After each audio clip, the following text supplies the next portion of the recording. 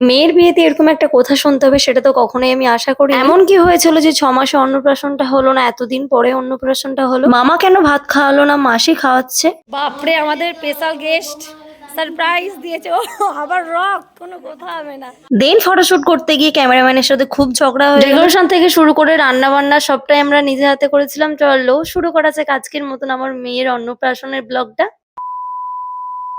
গতকাল ছিল মেয়ের অন্নপ্রাশন, তার জন্য সকাল থেকে তোড়জোড় শুরু হয়ে গেছে। নমস্কার, আমি তুলিকা, আবারও চলে এসেছি তোমাদের সাথে নতুন একটা ব্লগ নিয়ে। তবে এটা ছিল আমাদের রায়সোনার দ্বিতীয়তম অন্নপ্রাশন, মানে প্রথমবার একবার হয়ে গেছে, তো আবার একবার নতুন করে মানে অনুষ্ঠান করে হচ্ছে। প্রথমটা একদমই ঘুম থেকে উঠতে চাইছিল না, তারপরে জোর করে তুলে দিয়েছিলাম, একটু কেঁদেছিল। এখন দেখো কতটা এক্সাইটেড নিজের অন্নপ্রাশন দেখার জন্য। রায়সোনার মাসিমণি আগের দিন থেকেই চলে এসেছে, কারণ একটু কাজ আছে, ওকে আগে থেকেই আসতে বলেছি। তারপরে সকাল সকাল সোনুকে একটু আদর করে দিলাম। নিচে এসে দেখছি ডেকোরেশনের কাজ শুরু হয়ে গেছে, অনেকগুলো বেলুনস মোড়ানো হয়ে গেছে, আগলি দিকটায় গেট সাজানো। সকাল থেকেই সবজি কাটা হচ্ছিল, এখন রান্নাঘরে এসে দেখছি রান্না শুরু হয়ে গেছে। এদিকে প্রায় ডেকোরেশনের কাজ কমপ্লিট হয়ে গেছে, একটু আধটু বাকি আছে। বেশ ভালো লাগছে বলো, জন্মদিন বাড়িতে এরকম বেলুনস না গোটা গেট সাজানো থাকে তাহলে ভালো লাগে না? এর ফাঁকে চলে গেছিলাম রায়সোনাকে রেডি করতে।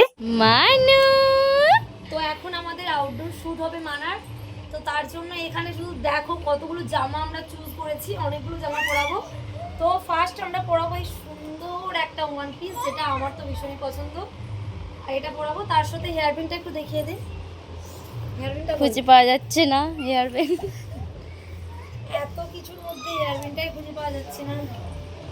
যেহেতু ক্যামেরাম্যান চলে এসেছে আর মানুর কয়েকটা আউটডোর শুট আছে, মানে বাইরে কয়েকটা ফটো স্টিল ফটো তোলা হবে, তো তার জন্য মাসিমণি ওকে একটু রেডি করে দিচ্ছে, ভালো করে টিস্যু দিয়ে মুখটা মুছে দিচ্ছে, একদমই মুছতে চাইছিল না। তার ফাঁকে আমিও চলে এসেছিলাম রেডি হতে, কারণ আমিও কয়েকটা ফটো তুলবো। এদিকে ক্যামেরাম্যান সেট আপটা করছে।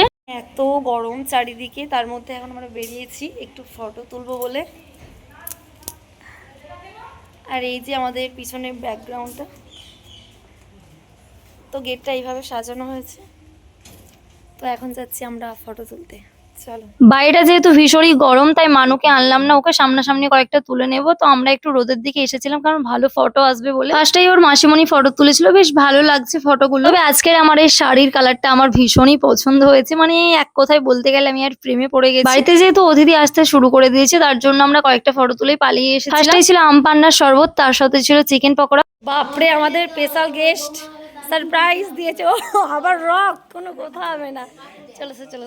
বোনের যেহেতু অষ্টমঙ্গলা এখনো হয়নি, তার জন্য কুটুম বাড়ি আসতে চাইছিল না, তো ওরা বলেছিল না আমরা যাবো না, কিন্তু হঠাৎ করে আমাদের সবাইকে একটু সারপ্রাইজ দিয়ে দিল। তারপরে সবাই মিলে চলে গেছিল মানুকে একটু স্নান করাতে। ওরা আসার পরেই বলেছিল আমরা বেশিক্ষণ থাকতে পারবো না, তাই ওদেরকে খাওয়া দাওয়া করে বাড়ি পাঠিয়ে দিই। মানু যখন পায়েস খাবে, তো সেই সময়টা মানু ঘুমিয়ে পড়েছিল। আর ও যদি একবার ঘুমিয়ে পড়ে, ওকে যদি ওঠানো হয় এতটা বিরক্ত হয়, মানে একদমই ফটো তো তুলবেই না, তুলবে না, কারোর সাথে থাকবেও না, শুধু মায়ের কাছে চলে যাবে। তাই ভাবলাম ও একটু ঘুমাক, তার ফাঁকে আমরা জিনিসগুলো সাজিয়ে নিই, মানে ওর খাবার দাবার সুন্দর করে মাসিমণি আর কাকিমণি দুজনে মিলে ওর থালাটা সাজিয়ে দিলাম। ও তো এগুলো কিছুই খায় না, তবুও একটা ফটোশুটের জন্য করেছে। ফার্স্টে সবকিছুটা সাজিয়ে নিয়েছি, এখন ফুল দিয়ে সাজানো হচ্ছে। তো এরপর চলে যাব মানুকে রেডি করতে, কারণ ওকেই রেডি করতে কতটা সময় পেরিয়ে যাবে। ও তো একদম কিছু পড়তেই চাইছে না, আজকে কি হয়েছে কি জানি, এখন কাঁদছে, ঘুম থেকে ওঠার পরে কাঁদছে, কিছু পড়ালে কাঁদছে। এই গোলাপি কাপড়টা পরে নাকি ভাত খেতে বসতে হয়, তাই ওকে একটু শাড়ির মতন করে পরিয়ে দিচ্ছিলাম। ও তো মালা পড়তেই চাইছিল না, সব ফুলগুলো ছিঁড়ে ফেলছিল। ওর মুখটা দেখে তোমরা বুঝতে পারছো ভীষণ বিরক্ত হচ্ছে, কিছুই পড়তে চাইছে না, সব কিছু খুলে ফেলার চেষ্টা করছে। কোনো রকমে অনেক বুঝিয়ে বাজিয়ে একটু পড়াতে পেরেছি। দেখতে পাচ্ছ মাথার ওই মুকুটটাও খুলে ফেলতে চাইছে। এইদিকে সবাই খেলনা নিয়ে, বোন, দিদি, মাসিমণি, কাকিমণি সবাই মিলে বসেছে এখন দিদান ওকে একটু বোঝানোর জন্য। অনেক কষ্টে দেখো পড়েছে। দেখো গোলাপ ফুলের হেয়ার বিনটা পরতে মানুকে একদম